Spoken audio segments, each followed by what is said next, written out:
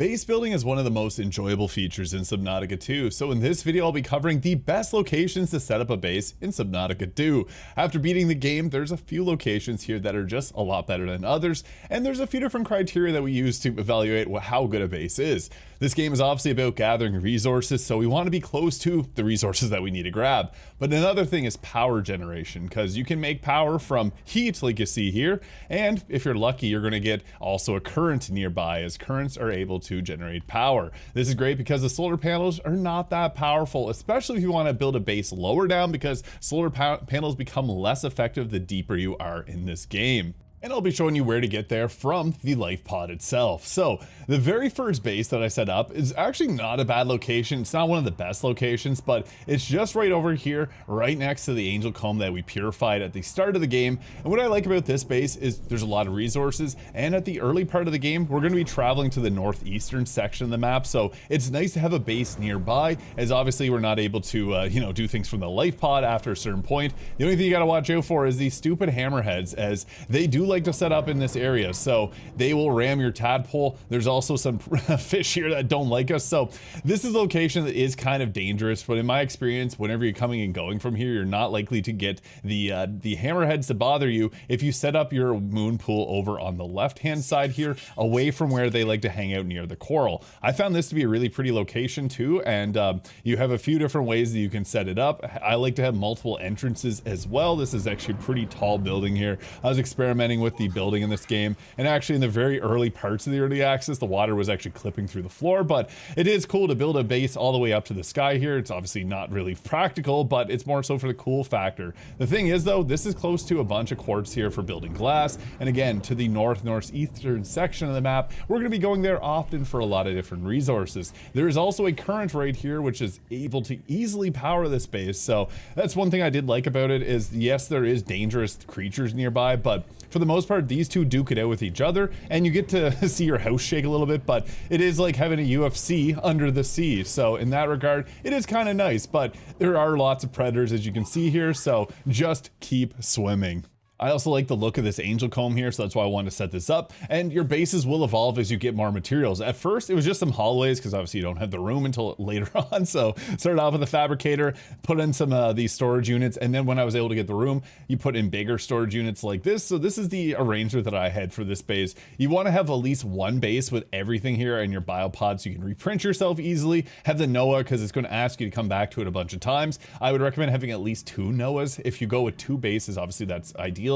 You can build as many bases as you want in this game, and you're kind of encouraged to, because it's the fun part of it. But this is the layout that I went for this. It's not perfect, but this is the first one. I was just kind of getting used to it. And honestly, for building a base, going to the west isn't really advised. There is some resources that way, obviously, but you don't go that way much for the main story at all. So it's almost like you're setting yourself backwards in a way.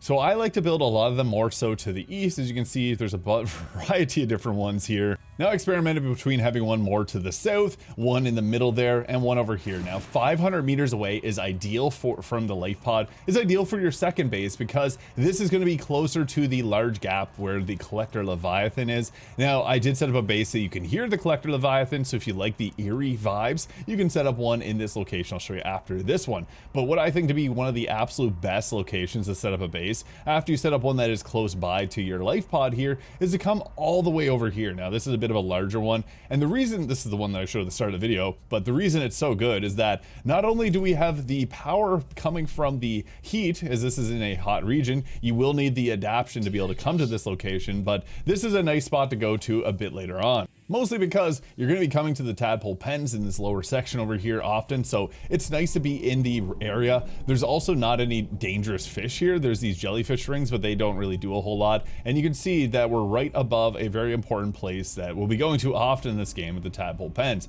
I like this zone because of a few reasons. We're going to be crossing the large gap here often in this game, so it's nice to have this, like, easy access to get across and a nice base to have set up. But it also, again, has the energy that you can generate from not just the heat, but there's a current. And the great thing about currents is not only do they generate power, but they give us a way to get in and out of our base pretty quickly. So with this one, it's going to take us down to the tadpole pens type area, which is nice because this is some place that, again, you're going to be going to often, but it also will carry you all the way down here. And there's actually some resources if you go down very, very low, but the collector Leviathan will be out there. And if you don't have an upgrade for your tadpole, he's going to be coming after you. Another thing with building is that you're oftentimes going to be on jagged edges here, so sometimes it's nice to build like a branch off. Like I had my base built here and like set this up, and then I built a little section below here so that I had another way to escape. I was thinking about putting another moon pool there, but I put one right here. This is a terrible idea. If you're doing a moon pool, don't leave a small gap like that because you'll bash it off a bunch of times. Not a huge deal, it'll just take minor damage, but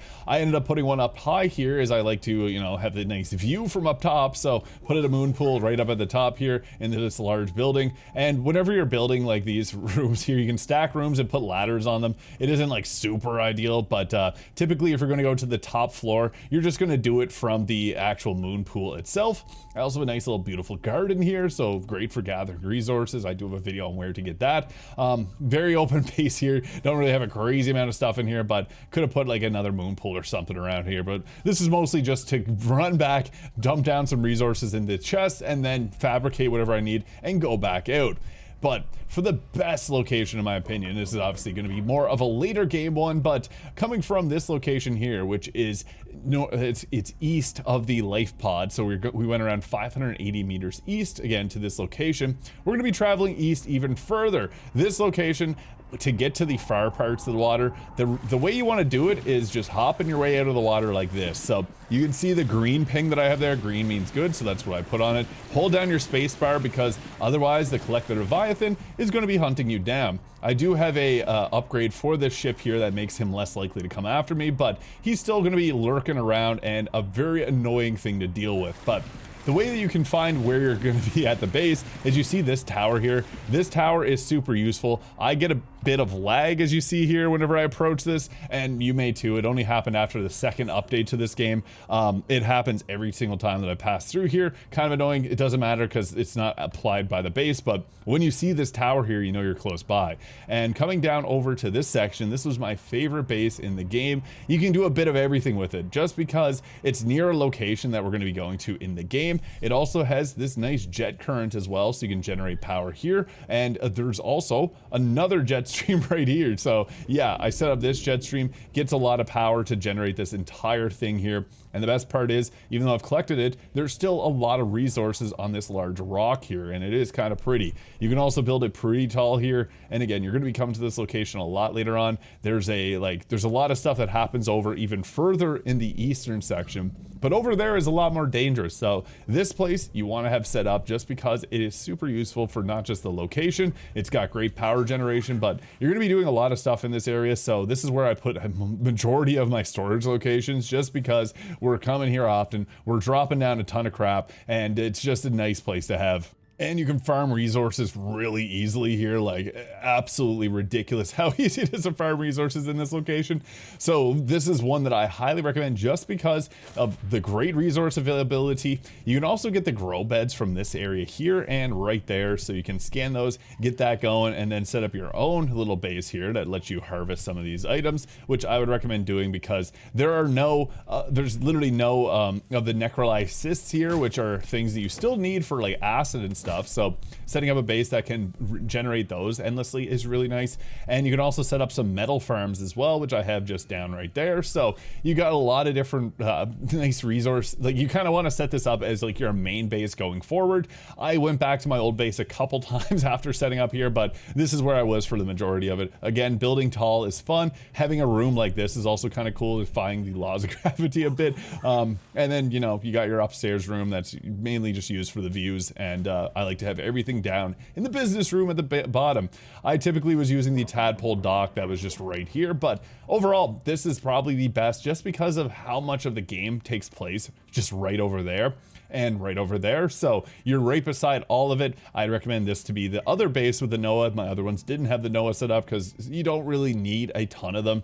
And I would honestly recommend just having a processor, like have all your useful abilities at this base and the other main base. I typically ran with two bases bases. I did set up some others, but I wasn't finding that I used them that much, and I more so just built them for the cosmetic features. But this is by far the best base in Subnautica 2. So if this video is useful, please hit the subscribe button below. I've done guides on pretty much everything that the Subnautica 2 early access has to cover so far, and let me know what else you'd like to see for Subnautica 2, and hope you guys all have a great day. We'll catch you in the next one.